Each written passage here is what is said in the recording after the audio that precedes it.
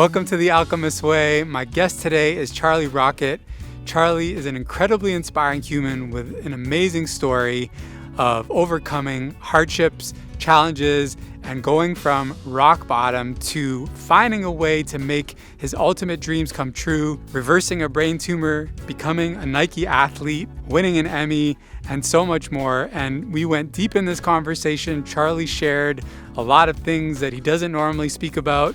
We really unpacked his methodology, which he calls Winning Streak. We talked about his new book and some of the gold that is in that in terms of process and how this stuff can actually be applied on your journey to achieving your own dreams, to realizing your own dreams, to making that thing that's in your heart come to life. And that was the promise that we set out to deliver on.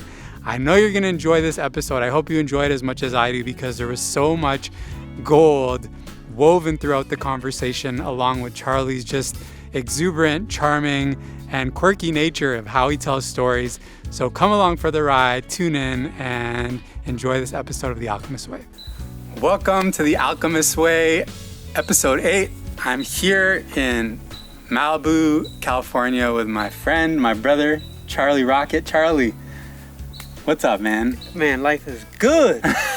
It is good, and I'm just so happy to be here with you. It's such a magical story that even led to this moment, which we'll talk about. And I'm just grateful to have this opportunity to dive in with you, to talk about your incredible story, your inspiring story, the inspiring human and creator that you are, and your upcoming book, The Winning Streak Effect, and everything that encompasses.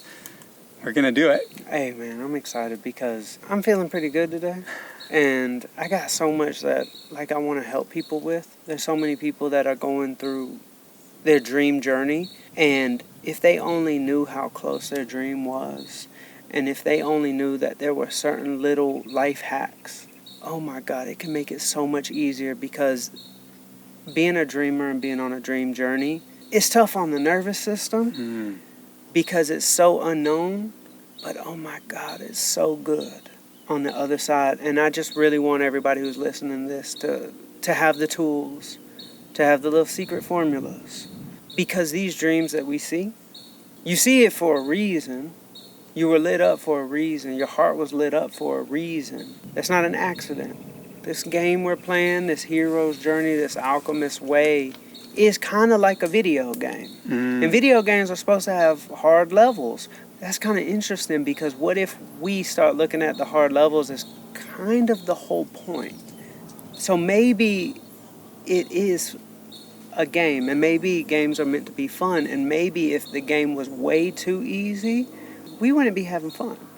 So I'm very grateful for all the struggles that I deal with over the course of all the dreams that I've chased. I formed a lot of little life hacks to say on how to perceive each step in the process, each bad thing that happens, and how to flip it into good, and how to essentially get to a dream faster. Because in my life, before I was 30, I got to experience winning a Grammy, which was a very difficult dream to accomplish. I got to experience reversing a brain tumor and losing 130 pounds and winning an Emmy and running a $15 million a year business, and then leaving that business and then becoming a crazy dreamer who wanted to become a Nike athlete and lose 130 pounds, and then do an Ironman, and then bike across America, and then be in a commercial with LeBron James and Serena Williams as a dream, as a manifestation, but with tactic on how I pulled off a crazy dream within a year. And then becoming like an influencer with 9 million followers and becoming an inspiration. And now I'm applying all these tactics that I've done. So all those dreams came true before my 30th birthday. So I have a pattern. I have these formulas, essentially the recipes. And so like if Chef Wolfgang Puck told you to go make a creme brulee as good as him, that might be hard. He hands you a recipe, it might be easy. And so let's give out recipes on this episode. Okay, let's do it. So we set the intention that we're going to really put Winning Streak to the test. And we're going to deliver on the promise of satisfying my curiosity as a hungry, action-driven creator, artist who's been on my journey for many years, and trusting that that is going to have relevance and impact for anyone tuning in and listening. So my first question to you in that spirit is, when did winning streak land for you as a concept? I have this sense that you are a code breaker, you're a student of patterns, someone that knows that success leaves clues, and to have all those things that you just shared happen by the time you were 30, you were studying. You must have been studying greats and success. Was there a specific moment when winning streak dropped in for you? Was it something you were going through that you had to pull from to tap into that? Yeah. If you really want to look behind the curtain of why some people are truly optimistic, delusional optimism is a trauma response. Okay. There's something about rock bottom. Let's think about that. Rock bottom. You're at the bottom. There's only one place to go. And that's up. And so at my darkest time in my life, having a brain tumor, that was my rock bottom. I was so tired of losing. And when you're so tired of losing and there's nowhere else to go, my brain was so toxic. And I just got tired. I'm tired of losing. What can I do to actually win? And at this time, a big win wasn't an option. And so I developed a little catchphrase for myself. And it was a day I declared, I'm not going to lose anymore. And what most people do is when they think about not losing, they feel like they need something really big to happen in order to win. I did the opposite. It saved my life. And this tool became a way of life, and something unlocked in me. And I became so magnetic because there's this thing, and it's the most powerful force in the universe, if you ask me. There's this thing called momentum. The question is, how do you get momentum? Because momentum makes you feel like you're winning. Yes. Okay? But how do you get momentum? Momentum comes from receipts. Receipts come from accomplishing something. Yes. Accomplishing something in most people's minds are really big things. I needed small things. So the same applied. I walked into a coffee shop one morning and I went to the barista at the time. I'm trying to lose weight. Okay? And I said to the barista, I would like a double shot of espresso on ice with just a splash of almond milk and 2 raw sugars. What does those ingredients make up? They make up a latte. A latte is normally $5. But I ordered the ingredients separate and just a little bit less almond milk so I could lose weight. And what did she say? That will be $2.47. It's like half the price. I was like, all that happiness for just $2? I'm on a winning streak. And so she giggled and laughed when I said that. And when I said I'm on a winning streak, something just kind of like felt good. I don't know what it is about those. I'm on a winning streak. I don't know about those 5 words, but saying them in order just kind of did something to me. And it just felt right. It felt like I wasn't losing. And all I did, I get a cup of coffee every day, but I never register it as a win. And so I never get a receipt. If you don't register it, like you go to the cashier, it's a register, and then it prints off a receipt. So it's like, I've never said that before. It's like, once I register something that I like as a win, I get a receipt. And when I get a receipt, I get momentum. And when I get momentum, I get confidence. And when I get confidence, everything starts changing. Now, when I left that coffee shop and I got the green light, I said, I'm on a winning streak. That happens all the time. But now I'm registering it and I got a receipt. So now I'm feeling like a winner. Receipts make you feel like you're winning. Like I have proof I'm a winner.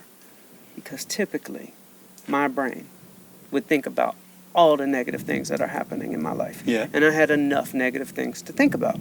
But the brain can only think about one thing at a time. If I tell you to think about pink, you're thinking about pink. If I tell you to think about bark on that tree, you're thinking about bark on that tree. When I said pink, you were not thinking about black. Guaranteed.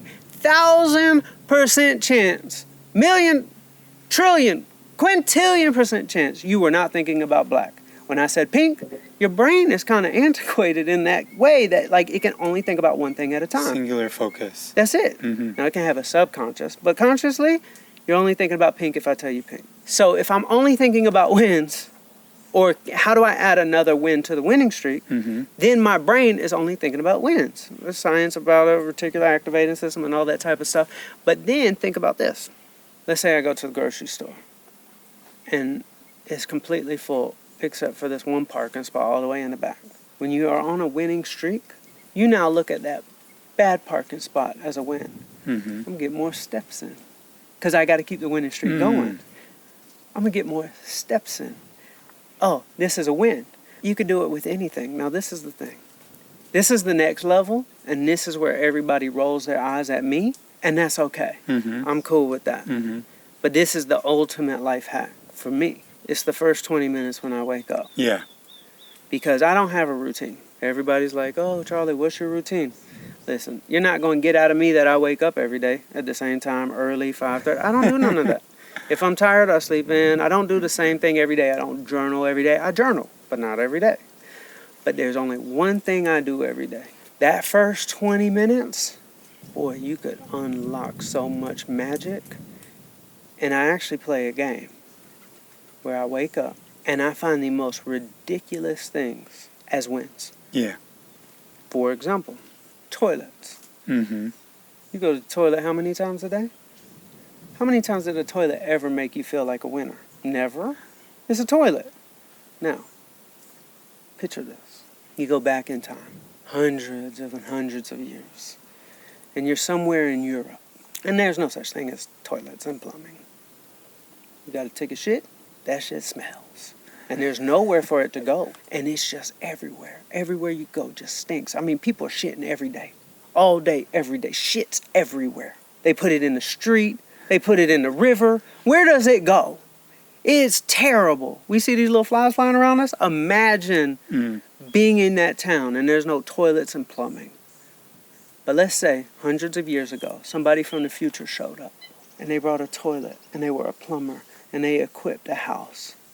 How grateful would you be in that moment for that technology? You'd be like, this is the greatest invention ever. Holy mercy. What? Like I can shit and it just disappears and it goes somewhere far, far away and I didn't smell anything.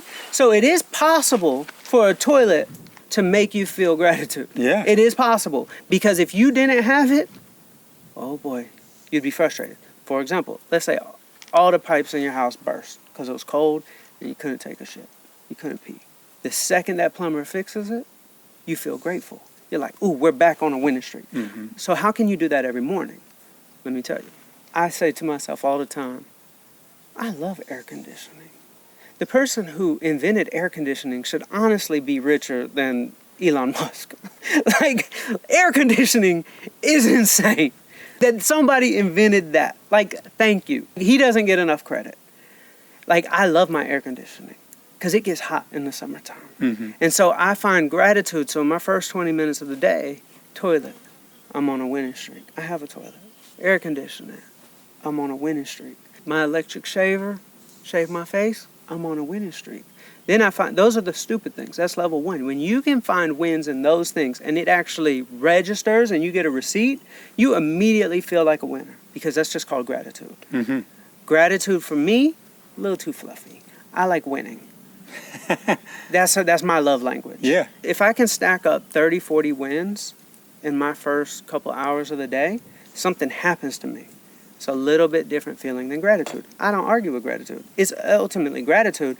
I'm just playing a game. I like what you're saying because gratitude is such a universally often expressed concept that kind of loses its meaning because it's just so big. And the fact that you gamify it and you make it practical and you've added this concept of the momentum. Yes. And I can actually attest to this because since I've discovered your work and the winning streak concept, I use it, and I've used it to amplify my own receptivity to magic happening in my life. And I do use it also to set myself up at the beginning of the day by just turning my attention to the little things. Yes. And I think that is part of the genius. Because, as you said, we are so wired to look for the danger, look for the problem, look for the issue, look for the thing that isn't working in our favor. My interest in having this conversation with you is to really go deeper into what this actually is about, because it sounds simple, but it's not easy. You're not actually saying something that's easy to do. It actually goes very much against the grain of how we're wired. Absolutely. And how we're conditioned. Absolutely. Challenge it. So I would say, okay, that's level one. I can wake up. Yeah. I can look at the good in the things around me. I can appreciate another day of life. Some people might find that hard to do. When they're really in the dumps, when you're in the darkness, sometimes you don't even want to wake up. Yeah. You wake up and you're like, oh shit, another day. I gotta get my ass out of bed and do this thing all over again and drag myself around. But so level one, okay. For me, the next level is, or a higher level, maybe this isn't even level two, is like when some real hard shit happens. And you've lived this, right? When you're facing a health crisis, when you lose something or someone that you love. We can't just mentally make that go away or put it in the good pile, right? No.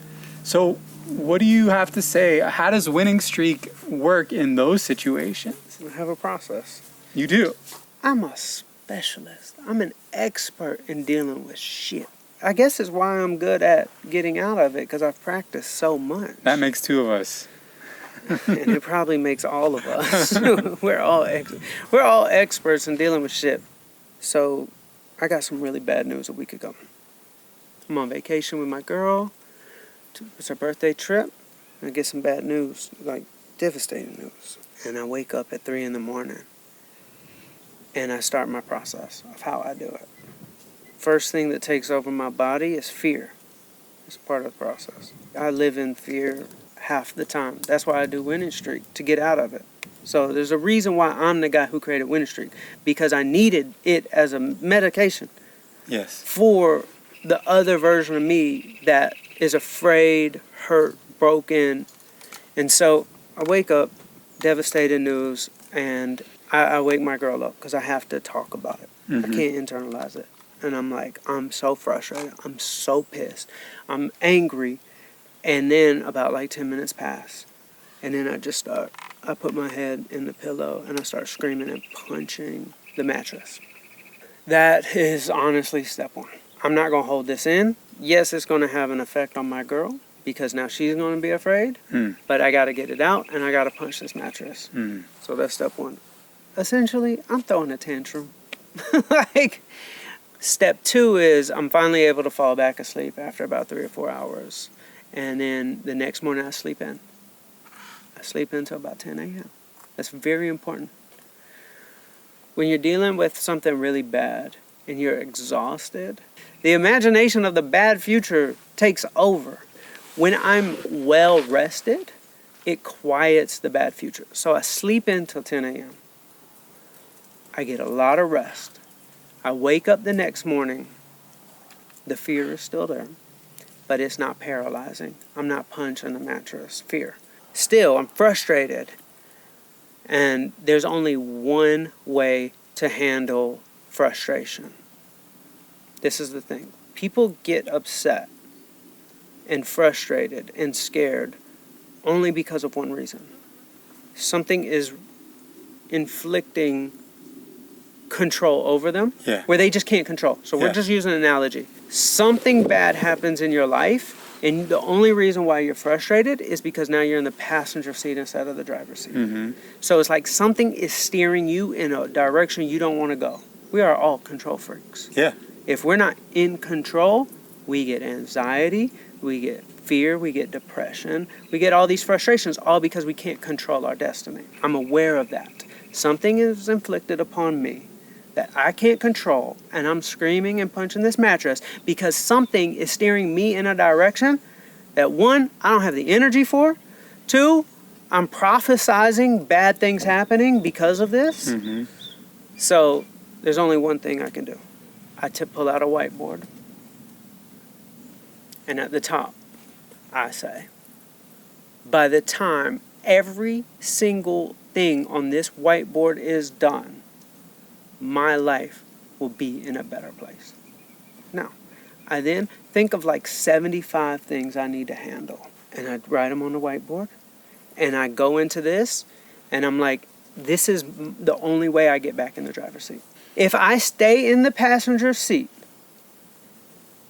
it will drive me insane. Mm-hmm. If I make this whiteboard and find all the different ways to solve this issue, I can handle it. Now, I say to my girlfriend, you know what? I'm kind of glad it happened, because this shit's going to whip my ass into shape. Mm. So now I just found gratitude for the thing. I didn't start with that. That's right. And thank God you didn't say that, because then we would just be talking about Fluff. spiritual bypass. Yep. Yeah. No, there is a process. So step 1, scream, yell, be angry. Step 2, get a bunch of sleep. Step 3, go ahead and make a action item list on how to get back in the driver's seat. And usually there's things you've been ignoring, and that's why this thing is happening. And if you do certain things, you can get back in the driver's seat and get out of this situation. You know, your family or a loved one, or let's say there's a death in the family, that doesn't apply, because there's nothing you can do about, you know, a tragedy like that. And then that's when you have to skip to the next step of, if a family member dies or there's a tragedy of some sort, like, you have to grieve. Like, I would grieve, and then I would quickly get to the place of, would they want me to be sad? I have an angel in the sky now. They're going to guide me. They're going to bless me. I'm going to look for signs. Oh, wow, I just saw a sign. Like, I had a dream last night. Wow, it came to me in the dream. Like, that's like real life stuff. And so it's like, oh, they're still with me. They're still guiding me. I've seen people have tragedies and they hold on to it in the negative form for years. 5, 10 years. Mm-hmm. And it just always has a negative receipt in their mind. Yeah. Where if you were to ask me about a tragedy that's in my life, it's only positive at this point. Brain tumor, obviously it was scary when it happened, but I had to get out of it. And then I started looking at it as, this thing is guiding me. Yeah. Like, it guided me out of the music industry. And it guided me to my destiny of the life I'm living now. It was a gift. It saved me from so many bad things. Like, shout out to my brain tumor. Like, thank you. You know, because it has done so much for me on who I've become. And now it's even doing stuff for other people. Yeah. So it's like, why would I ever think negatively about it? That's the process. So we find the good and the bad. If it's a loss in your life, it's a lesson learned. 2 L's equals a W. That's still a win. I love it. It's like, we got to be a little delusional once we get to that part of the equation. And then once you start disarming a bad thing, you disarmed it by giving, like, gratitude, or you looking at it as a win. You go from, like, a paranoia mindset of, like, the universe is conspiring against me. All this bad stuff always happens. Like, when it rains, it pours. Oh, it's just one of those days. Like, I can't catch a break. These are all things we say to ourselves when we're paranoid, because we're actually subconsciously believing bad things are supposed to happen to us because we have so much proof. So we're taking the past and we're prophesizing the future. Yes. Because we have proof that we lose. But what if we have proof that we win? And you use that same exact antiquated human nature programming to prophesize the future based upon facts. I have proof I was losing, so I'm prophesizing that I'm going to lose tomorrow, next year, the rest of my life. But what if we looked at all these bad things that happened? Like, there's somebody out there that's still thinking about their narcissistic ex and how they, like, broke up with them, and, like, they're still holding on to that. And I would be like, so a narcissistic ex broke up with you. That's a win. Why are you holding on to that? You should be, like, thankful. Be like, shout out to you for breaking up with me so I can move on with my life. I appreciate you. I should smile every time I think of your name. But I want to key in on something here, because you said something and I don't want to skip over, because it's really it's the essence, it's the core of actually, I think, why we came together, which is what you're basically talking about, as I understand it, is alchemy. You're talking about turning the lead, the heaviness, the difficulty of whatever life situation happened into gold. Yeah. And what I didn't get from, like, encountering Winning Streak, but I understood it somehow implicitly, but now you're articulating it, and I think I'm sure this is what your book is gonna detail for people, and that's really exciting. That moment of you giving voice to the anger, that moment of you honoring what came up, is really where the alchemy starts. You actually have to go in there and be with the lead and be with the shit before you can actually turn it into whatever the mindset is that's going to allow you to be receptive to the win that already happened and the win that's going to come. You know, the person with the ex, they didn't grieve. They didn't give themselves the opportunity to really feel what they needed to feel. Well, this is what people do. No, I think they grieved, and they're still grieving. But this is the thing about people who go through pain.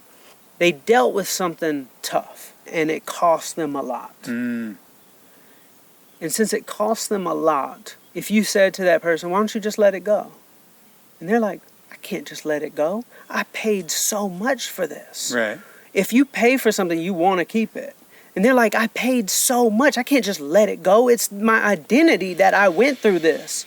And so they're holding on to this thing. They paid so much energy, sacrifice, pain, anger. Those are all things they paid for. And so when you pay so much for something, you can't just let it go. Yeah.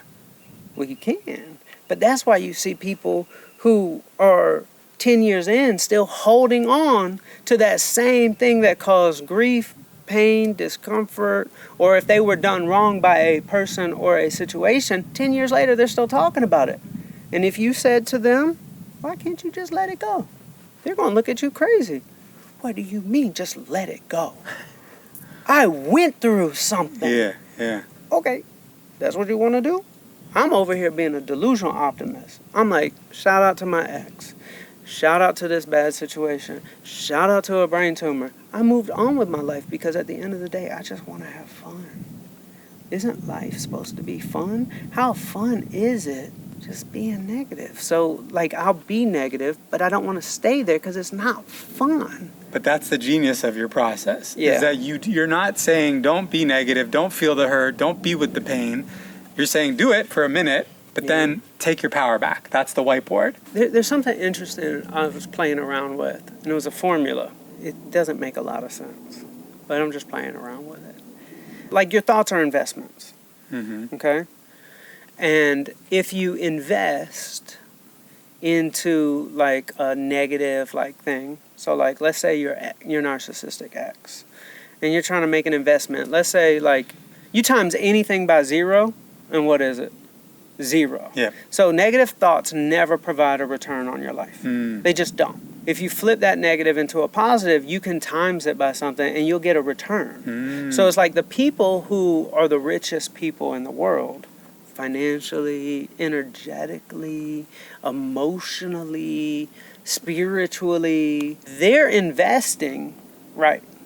For me, I can move on past a really negative situation and minimize how many days I'm going to stay there. And so my investment into each one of my, how many thoughts do we have a day? 6,000? 26,000? We have a lot of thoughts in the day. Those thoughts can either be multiplied or it can go to 0. And that's why people are so emotionally drained, because they're making investments that provide 0 return. If you want to be richer, make investments where the stock price isn't going to 0. You might be investing in your narcissistic ex. That stock's going to 0. You're not getting anything out of that 100%. One, big dog. I'm sorry, I hate to break it to you, but you're going to lose all your money. Yeah. So I'm investing my thoughts into that to-do list. What do I need to do to solve this? I'm investing my thoughts into, I'm grateful for my narcissistic ex. I just flipped it. Like, okay, cool. And then I'm investing my thoughts into the future prophesization, but I'm prophesizing my future as good because I have enough proof that I'm a winner. Yeah. And if we think about all the bad things that have happened to us, and if you wrote them all down and you zoomed all the way out, none of them broke you. So you actually have never lost once. 0 times. You are undefeated. You didn't lose once. You're right here. There are people who have lost, and they're the ones that aren't here. They're 6 feet under. Those people, unfortunately, they lost. And we all will lose one day. We will all be a loser one day. Maybe even that's a win, bro. Hey, and maybe even that's a win. Right? Hey, Maybe that's the ultimate win. Exactly. Maybe that's the ultimate win. See what I'm saying? Yeah. So if we look at all those losses and we can just disarm them, and if we have enough proof that we can't lose, start feeling like a winner. You'll start prophesizing the future as a winner. And you can do it in the morning to practice in big ways and small ways. The small ones unlock me for the big ones. Yeah. And once I get the momentum, I get the confidence. When I get the confidence, I get the delusion. And when I get the delusion, I get the action. And the action is how you change your life. That's the formula. Done. Let me ask you this. We started this conversation talking about dreams and the calling that we have in our hearts, the thing that lights up our soul. This is a two-part question. Part one is, why does that even matter? Why are you so passionate about that? Because you're passionate about it. So there's a fluffy internet answer, and then there's the truth. Both are the truth. I'm not going to say one is a lie. Yeah. The fluffy stuff is true too. For me, when I was a child, I wasn't born with the ability to know how to be social. It just wasn't, I guess, in my star alignment. Like, I had social anxiety. Mm-hmm. I didn't know how to, like, go to a teen party or the skating rink or even the football game. It was, like, paralyzing to me. So I would look at all the cool kids. Wow, like, I want to be like that. And so certain things would light my soul up because those certain things would serve that. Yeah. For me, soccer wasn't cool. Basketball was. So I liked basketball because it was serving that need I had in my life of these guys who play basketball, they're the coolest people in the school. I want to be like them. I want to play basketball so I could be like them. And so as a child, like wanting to be an athlete was solving that thing my inner child really needed. But then it got to a point in high school where I couldn't play basketball. I was too fat. I needed to come up with something to serve this thing I need in my life. I want to be around the cool kids. I want to be seen. I want to be relevant. Like, that's ego. There's nothing wrong with ego. Yeah. You can't, like, just ignore that. Yeah. Like, that's important. We have to serve it. It just needs to be served healthy.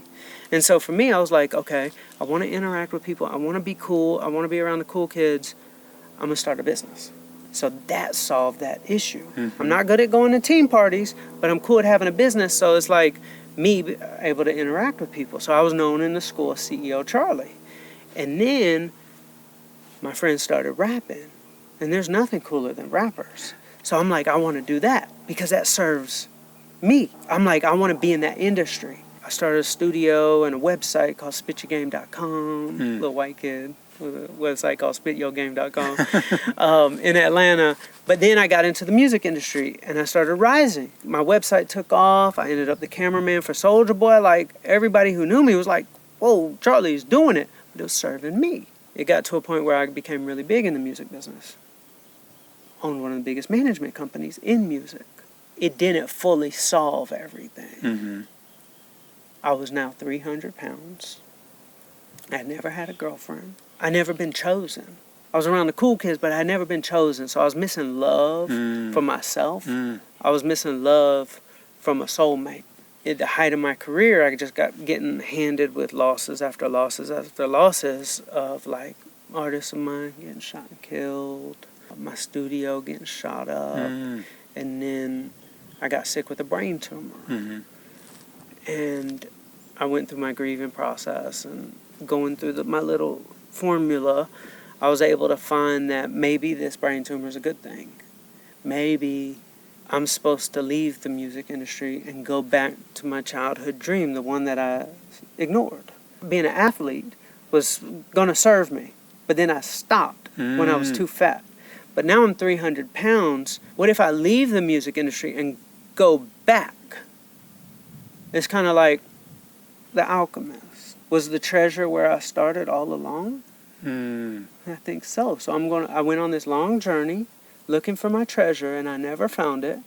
And I was rock bottom at my lowest moment, and something told me maybe the treasure is where I started with being an athlete. And so I left the music business, and I gave gratitude to the brain tumor, and I gave my shares to my business partners, and I went back to my crazy dream, and I was like, I'm going to be an athlete. And it made no sense. Zero sense. 29-year-old, 300-pound man is not going to play for the Lakers, not going to be in the Olympics. What are you talking about, Charlie? Be an athlete? It's like, I'm going to do it. I'm going to do an Ironman. I'm going to be on the cover of magazines. I'm going to be in Nike commercials. I'm going to be an inspiration. I saw it. It was done. It was not even a question in my delusional mind. Mm-hmm. It was done. And so, I did it. You did. Every single thing I checked off. I kind of rebirthed. It's kind of funny. Before I was 1, I did a marathon. Before I was 2, I did an Ironman. Before I was 3 years old, I was in a Nike commercial and on a magazine cover as an athlete. Because I rebirthed. I was CEO Charlie. Mm. And then I killed off that version of myself, and I created a new alter ego. I wanted to separate, and I became Charlie Rocket. And then I found out, like, I'm not the only person who's done this. Elton John is not his real name. Marilyn Monroe is not her real name. Jamie Foxx, Calvin Harris, Whoopi Goldberg, these are not their real names. They were just so tired of who they were that they just wanted to create somebody new. Marilyn Monroe, she felt like her name she was given by her parents, she just felt that name was associated with childhood trauma and neglect and abandonment. And Reggie Dwight, he said, I don't want to be Reggie Dwight. I want to become somebody new. So he created Elton John. And Whoopi Goldberg said her original name just didn't feel like the star she was becoming. So she came up with Whoopi Goldberg. I came up with Charlie Rocket. I wanted to be an athlete. And so I look at rockets. I think everybody does. Like, rockets are quite inspirational. For some reason, it's just some metal with some fire coming out of it. But it's quite inspirational, the concept. But when I thought about it, I thought rockets really start off really slow. I mean, when they take off, they're hardly moving. And they're having to use a lot of force. And so here I am as a 300-pound man. I was like, I'm a rocket.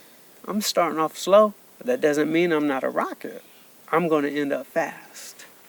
And so I became Charlie Rocket. And it was so crazy when I was on the cover of Runner's World magazine. They said, Charlie Rocket will change your life. And I'm just like, this is crazy, because there's only one person I idolize. And he's a fictional character. Ah. He's not even a real character. And to me, he's who I would love to be, and I've kind of lived a life similar to him. He was on the cover of Runner's World magazine. He ran across America. I biked across America. He was on Runner's World magazine. I was on Runner's World magazine. He wears Nike Cortez shoes. I wear Nike Cortez shoes. He wanted to be an athlete, and he was. He was a big athlete. Like, the whole stadium were going crazy. He was all over the news. Everything he did, he lived so many lives. He wanted to have a business, and he became a billionaire. He's a businessman and did all these interesting things, and he sat on a bench just like we are. Oh. I only idolize Forrest Gump. Hey. And I've lived a very similar life, and I hope to keep continuing a similar life. But if there's something we can learn about Forrest Gump, is he's a delusional optimist. True. He's not in his head. He wants to do something. That's why he said, I just felt like running. And if he wanted to play table tennis, he just played it and he became a champion. And if he wanted to start a shrimping company, he just started it. And by the grace of God, like, he wasn't doing very well. Yeah. And then there was like a moment where a really bad thing blessed him. He's a delusional optimist, so he keeps getting blessed. And so there was a bad storm that came in, and it wiped out every single shrimping boat. They survived. Him and Lieutenant Dan survived, and so that's how they became a billion-dollar company. That's who I idolize. He's my kind of North Star, so I've lived a similar life, but hope to keep living a life like that. He only sees the good in people. Jenny, he only saw the good in her. She had all the flaws. He only saw the good. That's how I like to live in life. You get a lot more done. You get a lot more dreams accomplished. That's the interesting thing. Some people will look at this as like, well, most people do. They have a process, and they're right. They're valid about it. But like, that my situation is different. I have my family, my kids, or my parents, or this job situation. All those things are right. I can't argue with anybody. Your shit is real. But it took me going to rock bottom to realize I'm not having fun with how I'm processing this shit. Maybe I should just try something different. And when I tried, and I said those 5 words, I'm on a winning streak. In the worst moment of my life, I said those 5 words. What a paradox. And yet, gave me chills down my spine, and just finding a cup of coffee as a win, or a green light as a win, or a parking spot as a win, or just having electricity. Like, if I can just register enough wins, I will start believing maybe I'm a winner. And if I believe maybe I'm a winner, maybe I'll prophesize my future as good instead of bad. You're essentially mastering the art of our relationship with the past, the present, and the future. And so my final question to you is there ever a point where it's not about the next win, and it's just about, I have enough, I've done enough, I'm happy with what I've got? Does it ever stop? It probably will when I'm older. Yeah. That's wisdom. That's real wisdom. Right. I'm too young to be that wise. Well, you're wise. I wouldn't even try to inflict that level of wisdom upon everybody as if it's like a one-size-fits-all. That's wisdom. A gentleman tried to talk me out of who I am with his wisdom. And he said, Charlie, you're always chasing things. Are you happy? Because usually people who want, they're not happy. And I said, well, ask me what makes me happy. I like chasing things. I love this answer. I'm asking the question more so because I know there are people out there who they're chasing because they're lacking something, and the chase is just it's a poor substitute for some internal sense of meaning and fulfillment. But you don't have that. Yes, I do. Well, that's not what I get from you. No, I have things that need serving, and I am serving it through chasing. I told you when I was a kid, I wanted to feel seen. I wanted to feel relevant. Why do you think I went into the entertainment industry? It was cool. Why do you think I'm sitting on a camera right now? These are intentional choices. It serves me and what I need. I have an ego, so we all do. I'm just the one to admit I do. I like being seen. I just use it for good, to help people, to inspire, to write a book, give positivity to the world. But man, nobody's doing it just because it's like this righteous thing. It's serving them in some way. Yes. And so for me, I don't have everything I want. I have a lot. But if I had everything, I'd probably be less happy. I secretly like the sport of trying to win. And in order to play a sport, there's defense, and life is defense. And the second, I enjoy the sport of wanting. Some people say wanting, like you shouldn't want, you should just have. Well, first of all, I'm not that deep. Yes, you are, but also that's so real, and I love that you're saying this. That's the nuance. There is wisdom in what you're saying, and it adds width to what you're saying. It adds depth to what you're saying for me, because it's human. It's not just pie in the sky, chasing a dream, soul calling.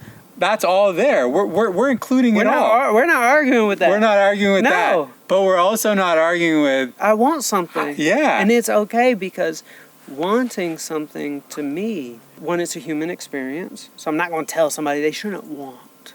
No, I want all sorts of things. And that is the game of like, how do I get it? And so I'm going to try. And then that's another thing. Don't try. I try every day. Yes. What are you talking about? Don't try. No, trying is a human experience as well. No, you're doing it. Don't say you're trying. I'm doing both, okay? It's not one or the other. I'm trying, and by trying, that is me doing. I just boil it down to like, I want something, I try to go get it, I fail, I find a blessing in it. That gets me back on my feet faster.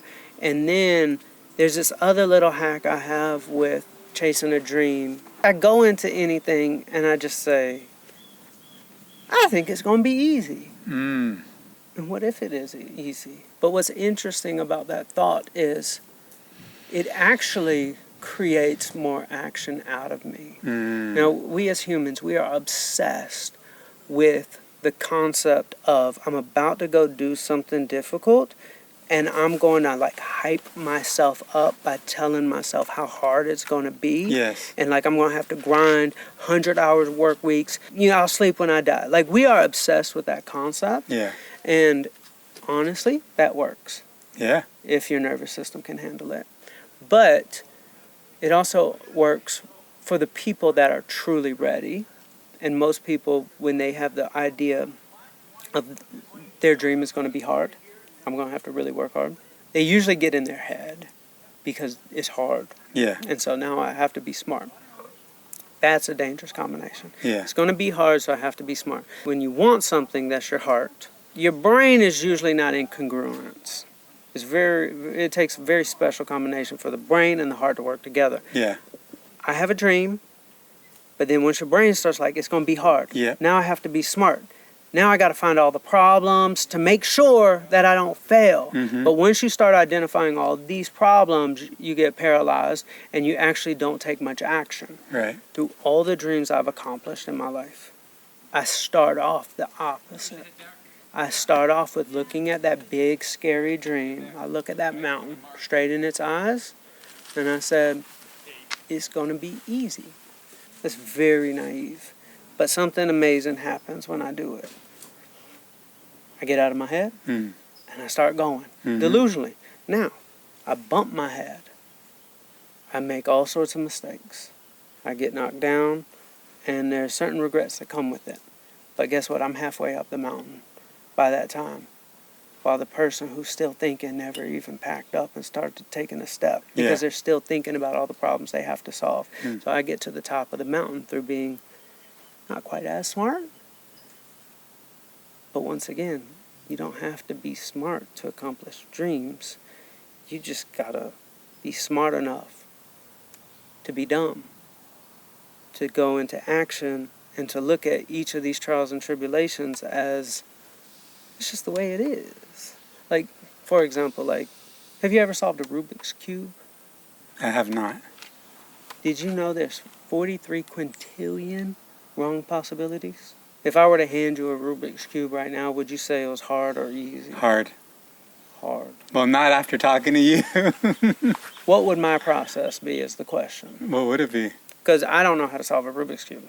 I would look at it, if I were to practice delusionally, my process, I'd look at it and be like, this is going to be easy. Through that, I would probably try to confirm my belief system. And I would start thinking, I saw a video one time where like a 10-year-old did it in 3 seconds. Right. If somebody can do something in 3 seconds, it might be easy. Hold on, so how did they do it? If it's easy, and how did he do it in 3 seconds? Let me just go on Google Images. If I were to show you this, would you say solving a Rubik's Cube is hard or easy? Easy. So we went from, hold on, let me show you. Yep.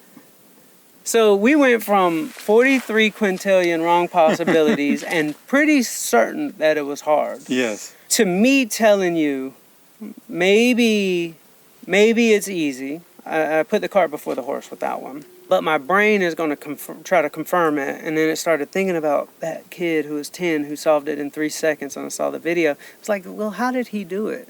And then that is what inspired me to go find a little recipe. And just that search proved it was easy. My brain wanted to connect the dots on, what's that called? Cognitive bias? What's that? Oh, no, belief bias. Where humans confirm their confirmation bias. Confirmation bias. See, I'm not that smart. You're the smart one here. Confirmation bias. So, that's just kind of a law of human nature. That's what we do. That's how our brains work. So I put the cart before the horse, said it's going to be easy. And my confirmation bias went through a little process to find a way that it is, where you were pretty certain that it's hard, and you probably never would have started searching for how to make it easy. Because you already know it's hard. Your thought process would probably have been, I probably have to sit down for about a week, and I'm just going to grind it out. I'm going to grind it out. That would be what your confirmation bias would do. And so that's why I won't allow myself to believe it's hard for too long. When I get knocked down, I'm like, freaking A, man, this is hard. But then I have to go through my process, snap out of it, be like, no, it's going to be easy. When you read my book, you'll see the book should probably be called Losing Streak. Because, bro, I've been through so much. Bro, you're going to be reading the book and be like, please let him just get one win. Is it ready? Is it ready to go? 2 chapters left. 2 chapters? To write. And I'm doing something. So the next chapter, I'm doing something crazy. I don't know if it's ever happened in a book before. I might be the first one to do it. I don't know. Somebody tell me if I'm wrong. I went through all these things, and then I achieved every dream I ever dreamed of, except every single dream I got to experience throughout my life, I was always alone. Like, it really sucks. Like, after the Grammys, like, being at home, like, in the night, just by myself. Like, doing an Ironman, I'm just by myself. I got done biking across America, I'm just by myself. Like, it was, like, really strange and incomplete, and I always wanted to be in love. And so this whole book, you're kind of going on this journey of seeing me, like, check off things I write in my notebook. And there's one check left. And after the Nike commercial came out, it's such a cool day because I started off the morning waking up and I got like hundreds and hundreds of text messages like, whoa, you're in the Colin Kaepernick commercial with LeBron James and Serena Williams. Man, this thing is all over the internet. I saw you in the Nike commercial. Like, the whole internet was talking about this commercial. It was very controversial at the time, what Nike did. And it was the biggest Nike commercial of all time. The stock price went up $8 billion in a week. Wow. That's how big the commercial was. Wow. And I manifested it all. Nike told me that I was the reason why, what inspired them to create it. Which is crazy, because the first stock I ever bought was Nike when I was 8 years old. Wow. Which is crazy. That is. Like, you know, like golden thread, like full circle. Yes. But that day was insane. A dream came true of mine. I was in a commercial with LeBron James and Serena Williams. It came out. TMZ is calling. Like, I'm kind of famous. Like, it's kind of trippy. Like, I'm on the cover of a magazine. Like, I walk into the airport and I'm like there. Like, this is so trippy. A shy little kid from Atlanta who dreamed of being an athlete. Yes. Like, he's kind of famous. Yes. And that night, I got a call from Will Smith's team. And he invited me to his son's concert down at the Toyota Arena in Anaheim. Sold out arena, J. Cole tour, and Jaden Smith is performing. I'm in this suite with Will Smith and just his family. And they're all just like, man, you're so inspirational. We were watching all your videos. We know your story. And I'm like, what is life? And then that night, it was just one of the coolest days of my life. Dreams come true, and just surreal. And then I go home at night and I'm looking at my notebook. There was this one page right after I got diagnosed with a brain tumor. I made like a checklist, and it said, leave my business. I was able to check that off. Become a Nike athlete. I was able to check that off. Be in a commercial with LeBron James and Serena Williams. Be on a magazine cover. And then the last checkbox was, the most beautiful goddess in the world is going to fall in love with me. I couldn't check it off. Once again, that night, I was alone. And I closed my notebook, and I lay back on the bed, and I was looking up at the ceiling, and I started laughing. And I sat up, and I opened the notebook back, and I looked at that last box, and I checked it off. Oh. And I said, it's already done. Time hasn't caught up yet. And I closed the notebook. And so that's how chapter 26 ends. And so chapter 27 starts off, and I'm actually handing the pen to the love of my life, and she's going to write the whole chapter about how we met. She's going to write the whole chapter about how we met. The whole book, you're just hoping I just find love. So it's a love story as well as a dream story. I love that. Like, no, this book is not... I thought I was writing The Winning Streak Effect. It's not called The Winning Streak Effect anymore. It's called Winning Streak. And so The Winning Streak Effect is now going to be the second book. And it's going to be the recipes. So when you're done with the first book is like Alchemist mixed with Forrest Gump. both fictional stories, and mine is kind of in the middle. But you get all the lessons all throughout. There's so many lessons, but how people interpret the lessons that I teach of winning streak and, delusional optimism and journaling and overcoming things and doing really hard things and chasing dreams and actually becoming successful. There are going to be people who probably interpret the book as a reinvention book. Mm-hmm. Other people might interpret it as a love story. Other people might interpret it as a book about mindset. It's all of them, so I'm not going to put it in a category. But this book right here, I got to write it now, because this is just going to be all the recipes of what you just read through the story. You're an artist, bro, through and through, and I love that. I love that reframe. I love that it's now just winning streak, and that's the story, that's the art. Mm-hmm. And then part 2 is the deeper dive. I think I'm going to release them at the same time, though. Wow, that's smart. Because I don't want you to have to wait, to be honest. That's very kind of you to your readers. It's just, I'm not going to make a big fanfare about this one, but, it's there, ready to go. When you get done with that one, you can pick it up. Brother, it has been an absolute pleasure getting to know you, talking to you, hearing your story, your magic, your genius. Appreciate it. Your eccentricity, I love it. I feel very enriched by this conversation and just the opportunity to hang out with you. Me too. Thank you for making time. Come on, man. And is there anything you want to say in closing? Any last closing thought? Hey, you said it all. We just got to win, man. And that's just a choice. And it's going to be easy. That's a choice. Throw the tantrum and just get back to winning, man. Because we deserve that in this life. Yeah. Most of us are just freaking exhausted. We are tired. And that was in the formula, rest. That's in the ingredient list. I love that. I gotta go to sleep, man. There's so much gold. There's so much gold in the conversation. That was a good conversation. If you're tuning in, thank you for being with us. I hope you received as much as I did from this conversation. And stay tuned for more to come. Stay tuned for Charlie's book coming your way soon. And thank you for being with us. Much love. Much love.